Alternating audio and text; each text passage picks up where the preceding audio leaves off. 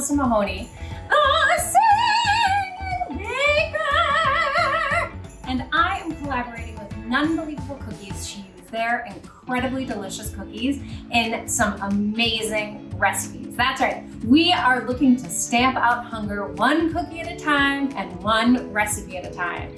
The more cookies you buy, the more good you do. Remember, one cookie equals one meal to a person in need. So you can buy loads of cookies and eat some and then use some in recipes like this one today. We are making a homemade, no-bake peanut butter pie. What? But better than that, it's a chocolate peanut butter pie. Oh my gosh, I know. And we're using two different kinds of Nunbelievable cookies today. We are starting with the peanut butter, and we are ending with the double chocolate chip gluten-free cookie. That's right, yum, yum, yum, yum, yum. Oh my gosh, I'm so excited. Oh, these cookies smell so good. I can't even. Okay, so first thing we're gonna do is we're gonna make a chocolate ganache. I've already started my ganache, so it's already in this awesome spot. I'm just gonna turn the heat on to low, kind of smooth it out a little, and I'm going to add some peanut butter to it. Just about 2 tablespoons of peanut butter, which is probably all I have left in this jar, actually. That's about right. 2 tablespoons. And this is unsalted, chunky peanut butter, but really, whatever you have. I really love salted peanut butter, but then if you are using a salted peanut butter, you want to pull back on the salt altogether in your recipe. And I'm just gonna get this a mixy. And I want to combine the chocolate ganache and the peanut butter to get it nice and smooth. This is getting Georgina. It's shiny, it's smooth. Perfect. I don't know if you can see that, but look how shiny and gorgeous that is. I mean, come on, stunning. All right, so we're gonna turn off the heat and set that aside. Great. So I'm also going to show you my tart shell. I have a tart shell here, it's 9 inches. The bottom comes out. If you don't own a tart shell, a tart pan, no problem. You can use a springform pan if you have a 9-inch, great. Just make sure that you put it on top of a baking sheet. It gives it some stability, and it means that the bottom won't pop out when you're moving it around. That's like a great little hack for things that you know, things like this. Okay, so I am going to now make my base to my tart by using the double chocolate chip cookies from Nunbelievable. I'm gonna use 4 of these cookies. They're packed with flavor, they have a great texture, and they are awesome for using for crusts. And the best part about them is that they're totally gluten-free. So if you wanted to make a recipe like a dark chocolate tart that was gluten-free, you could totally use these cookies for that kind of recipe. This recipe is not gluten-free because I am using some of the peanut butter cookies, but if you don't want to use the peanut butter cookies, you could make this gluten-free. And the coolest part is I know that I'm using 4 cookies in the crust and I'm using 2 cookies in the filling, which means that I am using 6 cookies all together, and that means 6 meals to someone in need. That's pretty awesome. So I'm just sort of like roughly breaking these down, and I'm going to put 5 tablespoons of butter into my microwave for about 30 seconds to melt it. And I like to put my butter in a mug. I'm sort of like, that's what it's for, right?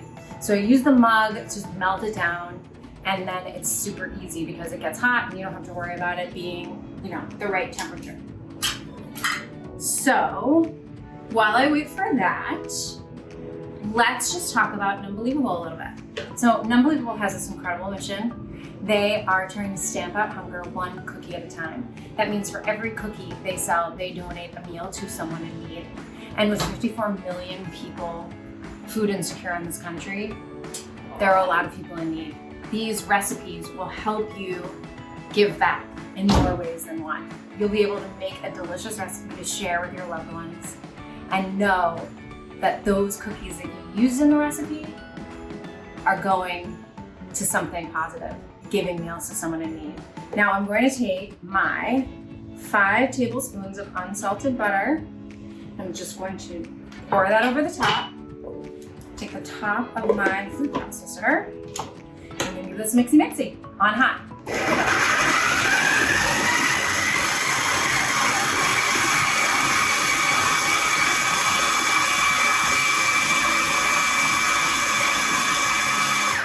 It's such a nice sound that I always have to dance. Okay, so now you're gonna see this looks like, just give this one more whirl because there's one big chunk of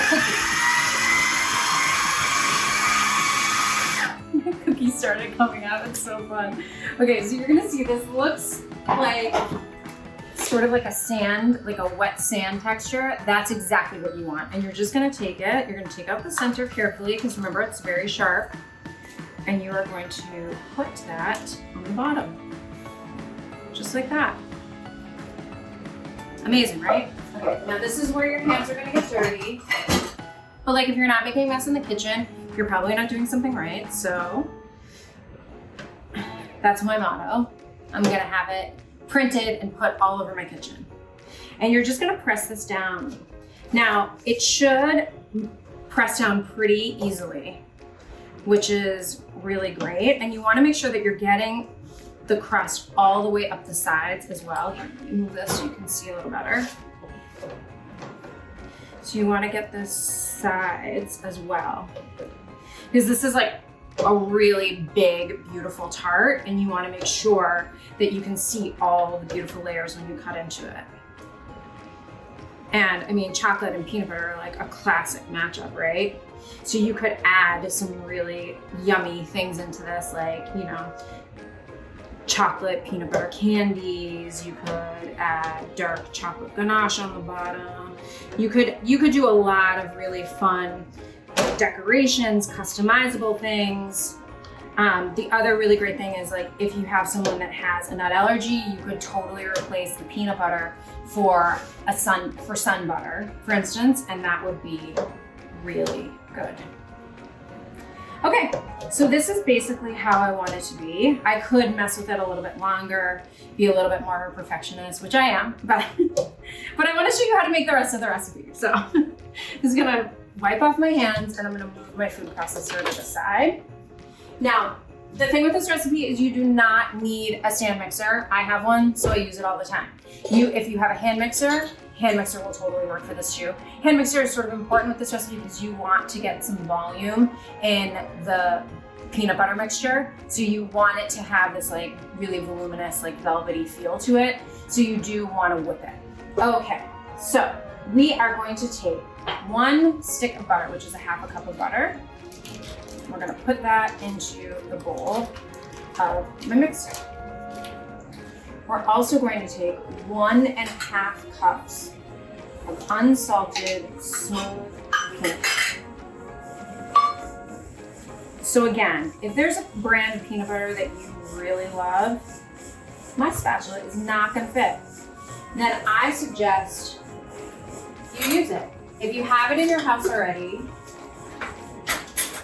why buy something else? I feel very strongly about that. Like, what you have in your house, you should use 100%. And, you know, I really like unsalted smooth peanut butter. So that's what I have in my house and that's what I use. So this is basically about 1 small container of peanut butter that you're gonna use in this recipe. I grew up with unsalted peanut butter, like organic unsalted peanut butter. My mom used to go and like grind the peanuts. My sister and I just felt so, like our childhood was stolen from us because we never got to have sweet peanut butter. And then I had sweet peanut butter and I was like, yeah, this is good. I think I prefer the all natural. So we villainized my mother for years and then we ended up living it anyway. Okay, so, like I said, this is actually like basically 1 container full. So that's such a nice sound. Ding, ding. Ding, ding with the trolley. That's all I know of that song. Sorry, guys. Okay. Oh, Opa. Making a mess in the kitchen. Yeah. Okay, so I'm going to give these a mixy. I'm going to pick up whatever I dropped because I don't know what it was. great. On like medium.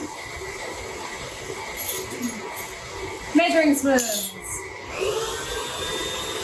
I'm gonna turn it up a little so that you can see it gets this really great like whip texture. That's great. I'm gonna show you what it should look like.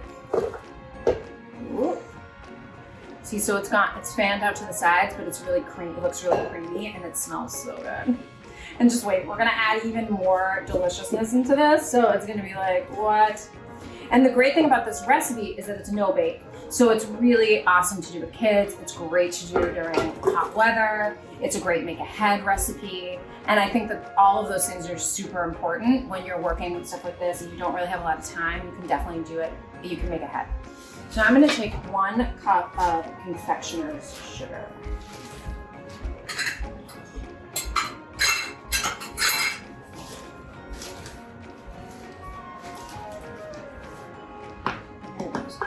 Cup.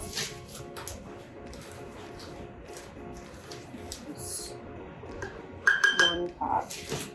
Because I didn't put any salt, I don't have any salt in my peanut butter, I am going to put 1/4 teaspoon to 1/2 teaspoon of kosher salt. And 1 teaspoon of vanilla.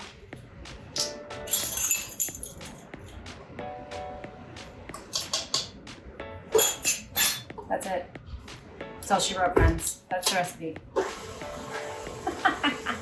I know, baking sometimes seems really hard, but it's actually not. It's really fun. It's like, it's creative. Now the other thing I'm gonna do is now that this is mixing together, I'm going to add some of my Nunbelievable peanut butter cookies. Now I would add, maybe 2. Let's look at the texture after I add 1. I usually do 2, but it also depends on what kind of peanut butter you use. If your peanut butter has more oil in it, there's more space for you to add more cookies. If it doesn't, 1 cookie will probably do.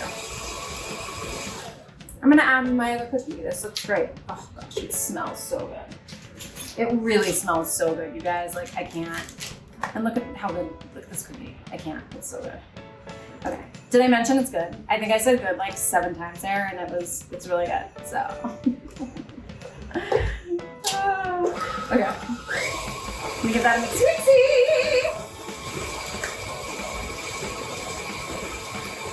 Perfect. All right. So now I'm going to just scrape this off, like so. I mean, honestly, all you're gonna wanna do is basically like grab a spoon and start eating this directly from this container. All right. Now, I'm going to take this. Another really fun thing to do with this is you could put like rice treats in this and give it like a nice little crunch. That would be super tasty, actually. All these things I think about as I'm baking. I'm like, ooh, I could do this, or what about that?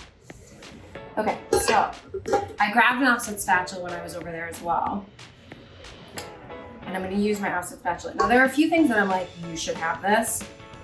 I sort of live and die by an offset spatula. I think that it's so great for so many things. And if there are any like special items that you want to buy for baking or anything like that, an offset spatula is really one of those things. It's like spend the $4 and have it.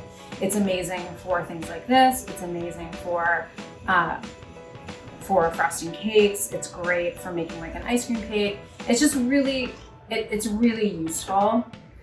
This and a spoonula, which is a spoon spatula. Those are the 2 things like I actually can't live without. Everything else I'm like, cool. It's awesome. So just as a reminder, I've used 4 of the double chocolate chip gluten-free Nunbelievable cookie for the cookie base of this pie. And then I just used 2 peanut butter cookies in the main pie filling. Now I'm going to take my chocolate ganache. And I have a whole lot of chocolate ganache, so I'm not sure I'm gonna use it all. And I'm gonna put that on top, like so. I'm just gonna spread it out, and I'm gonna see if I like how this looks. And if I don't like how it looks, I'll add more chocolate ganache. Isn't that the beauty of baking? Especially no bake, you get a real understanding of what it's gonna look like before you even finish. Oh my gosh. Okay, so what do you do after you do this? You get a fork and you eat it. I mean, you can, but you really want it to set. So if you like a frozen peanut butter pie, yum, yum, yum, yum, yum. Oh my gosh, I just like got so excited about that. You can put this in your freezer for an hour or so and cut it up into pieces and serve it frozen. If you like it more refrigerated, then I would say put it in your refrigerator for at least an hour to set, and then you can cut it into pieces and serve it. And let me tell you, it's amazing. Look at this. Look at the layers. Look at the peanut butter. I mean, come on, I'm just like dying to have some.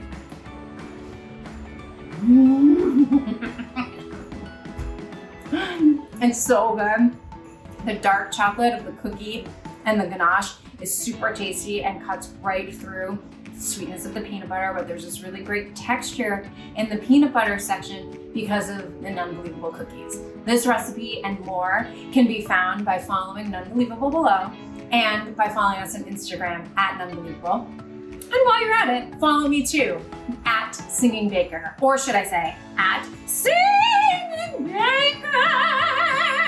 Thank you so much for joining me again, and I look forward to seeing you next time. Bye!